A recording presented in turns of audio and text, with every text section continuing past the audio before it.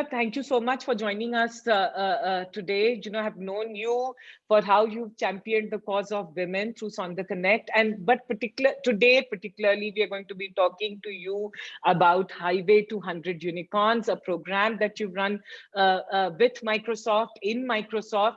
What was very, very interesting, and this is for everyone watching, is that last time when I met you, the kind of understanding that you had, and then with this program, how you've engaged in this pandemic with startups in small towns, cities in India, and also across the world. So why don't you tell us what are some of the sentiments that you found and some of the startups that you found in India to begin with?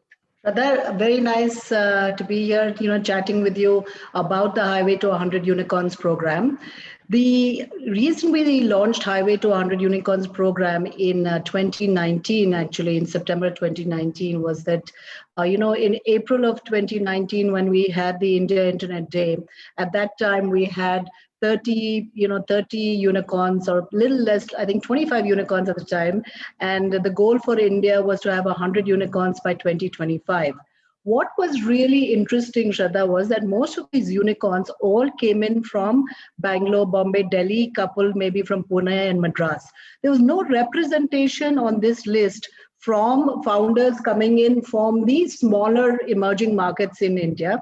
And many of the states are, investing heavily in startups and the startup ecosystem. So the whole plan, so the word highway was literally initially was, let's go by road to each of these states and find these startups, right? But when you look at it, and we said, let's go to every state that is investing in startups. And as Microsoft, our focus has always been not go wide, but instead go deep with a few. And so what we decided to do is to say that in addition to the work that I do, and the rest of the startup team does in the tier 1 cities, why don't we go into emerging markets and find these startups? So we went to 6 states, which was actually the plan was to go for 12, and then the pandemic hit. So we launched it in Gujarat, went to Rajasthan, Kerala. We went to Maharashtra, minus of Mumbai, of course. We went into Goa and to Telangana. And what was fascinating was that we found some phenomenal startups coming in from these states. And the one thing that struck me was that almost all of the startups were bootstrapped, and they were already looking at profitability, right? The positive unit economics, which is now the mantra of most VCs, they already had it because they didn't have the money. So that was one very clear outcome that we saw from these startups. Last, when we were having a conversation, you told me something very interesting, that how you engaged with one of a very interesting startup from Kerala. And you met him and met the team in Kerala. So tell us maybe that example, or some of the trends besides the profitability or the DNA of grit and rigor that you're seeing. What are some of the other things that you're seeing in the smaller towns today? See, the smallest towns is interesting, right? Kerala is very strong in terms of they have the Maker Village, which they've invested in terms of trying to create, literally the whole hardware side of things. They have a fantastic lab that the Kerala government has invested in, and IoT is something that they are focused on. One of the startups that we work with, Rapidor is focused on actually creating solutions for small businesses. So not just in Kerala, you have Legal Capsule. Gautami is a female founder coming from out of Goa. So her whole startup is to say, how do I actually automate the entire process, legal process automation, right? So how do the entire documentation process, how do I work on creating a solution and platform? Startups from Rajasthan, again in the IoT space, in the AI, big data analytics space. So it literally is a gamut of solutions we're looking at, right? E-learning, ed tech, fintech startups. So whatever you are seeing here in the big cities, you are finding it, in across the emerging markets.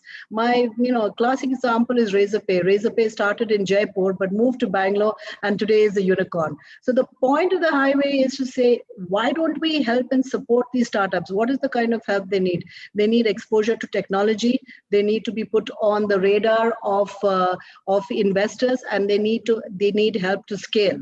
Now, what the pandemic has brought is the fact that everyone can be anywhere and you can support them anytime, right? So what we had anyways planned as a medium of engagement with these startups, the pandemic allowed us to do it. And that was the reason why we said that, okay, we've done this successfully in India with 6 states, and we actually literally the first week of March we had a founder boot camp, which the government of Goa hosted us for. We had 50 of the founders come to Goa for a 2.5-day event. They really liked the fact that they got the exposure, like I mentioned, to technology, to investors, and how they could scale their businesses. So when that was done, we continued our engagement online with them. And we also launched the Highway to 100 Unicorns in Southeast Asia and the APAC markets. What I found very interesting is that you said that you also took it, while you took it to the interiors and small towns of India, you also took it to different parts of Asia. And you were talking about startups in Bhutan and Pakistan and Maldives. Tell us. It was very interesting. So we said that we really made use of the time of the pandemic. Of course, the biggest bummer was that I couldn't get to travel to Bhutan, to Brunei, to the Maldives, and all the exotic locations. So we actually launched the Highway to 100 Unicorns in 16 countries in Asia. We landed up engaging with nearly 70 ecosystem players that included accelerators, incubators, government officials. We went to them, and again, our ask was to understand what the ecosystem is. What is the ecosystem in Cambodia? What is the ecosystem in the Maldives or in Myanmar, Sri Lanka, Bangladesh, right? Indonesia, Vietnam. And what was fascinating is that the startups that have come and we have selected, again, we had about, because this is by nomination, so people would nominate startups. We had about 300 plus, and they had to meet the criteria. And our criteria is that, are you a B2B startup with a product market fit, already sold into the enterprise, then come and engage with Microsoft, right? So we had about 300 plus nominations, of which we selected 79 startups from across these 16 countries. And, for example, Village Link is a startup from Myanmar. They work with the farmers in Myanmar. And the day, you talk about resilience. I had a business deep dive with this founder, and the day before the coup had happened in Myanmar. So we were a bit anxious, and my team said, should we cancel it? I said, get in touch with the founder and see whether he wants the business deep dive, cancel it. And he said, no, I have internet today. I want to go ahead and do it, right? Wow. And what the value of that was that I realized there was another startup we had selected from Sri Lanka called Algorithmics, also in agriculture. They work with about 50,000 female farmers in the tea estates, right, who give them on a weekly basis tea. They've used technology to be able to create a credit scoring system for these women so they can get more credit, right? Because they know what the weekly output is going to be. So I linked the Algorithmics founder to the Village Link founder, and then in India we have Pixel, which is founded by founders in Hyderabad, funded by Lightspeed and Bloom, who is creating the satellite images of agricultural land, etc., that farmers can use. So I put these three together. And so they're talking. So that was the power of being, a part of running this across Asia, and then the ability to connect, and the founders were like, we would have never known that we could kind of connect with each other. Right. Wow. So that is the joy that I am getting, all of us at Microsoft get in the fact that we are going into places, leveraging the pandemic, typically otherwise all of our resources are limited, but we are using this to say that let's go into these early emerging markets and start finding the few that we should start making winners, helping them scale, taking them global, and that's the joy of the Highway to 100 Unicorns. I want to understand from you, Lathika, what are some of the things that you think makes for a scalable startups? Because so many start, right? What makes them stand apart? I believe that one thing that I know even in my stint at being an entrepreneur is not to allow yourself to get scattered, right? You land up in this situation where you want to run after everything. You want to do a land grab. Land grab doesn't go take you too far. So even if you look at the ones who are scalable, are the ones who are saying, okay, here are a couple of product market fit solutions that we have, and we're going to go deep and keep really building on that, versus saying I have, the minute somebody says I have 5 products, I get anxious, because that I keep saying that, okay, I understand why you're doing it, but truly where is your focus going to be? And they say that's a really good point. And I kind of reel them back in, saying that it's okay, leave that money on the table right now, right? You're a product company, you're not a services company. You'll never be able to focus on building your product. So the first thing is not being scattered. The second thing is, the founders who are not chasing funding, right? To me, they are the ones who are also, it's not that raising funds is a bad thing, but you need to know why you're raising funds. Yeah. If you believe that you're raising funds to stay afloat, and it's also the cool thing to say that, hey, I've raised this funding, etc., that's when you start seeing things fall apart. I personally made money when I didn't raise funds. When I was bootstrapped, I was so broke that I had to be the wisest, smartest businesswoman, right? That's when I made the most amount of money. So I think that was the other part that I found from emerging markets.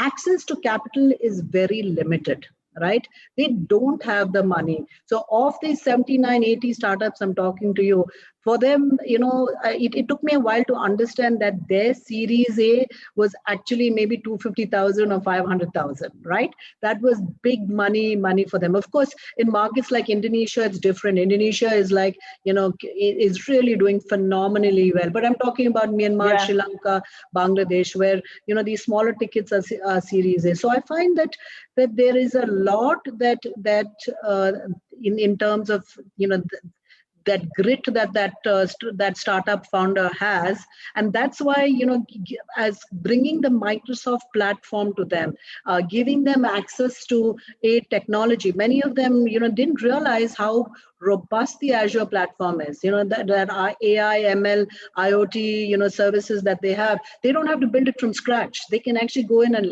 leverage it, right? So that's something that will give them the ability to scale, not having getting access to technology.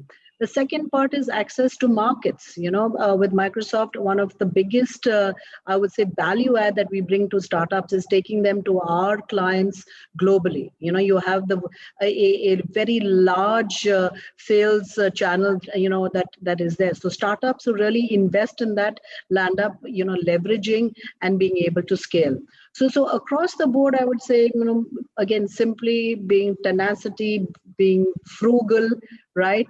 And kind of going deep is what I find that as that secret sauce for startup founders. Ability to get loyal people. It's not necessarily getting the smartest and brightest on your team, but getting the ones who are loyal, who will be there through your good and bad times, is again a skill that a founder needs to have. I have to ask you, this is such an interesting, powerful name, Highway to 100 Unicorns. How did you conceive of this?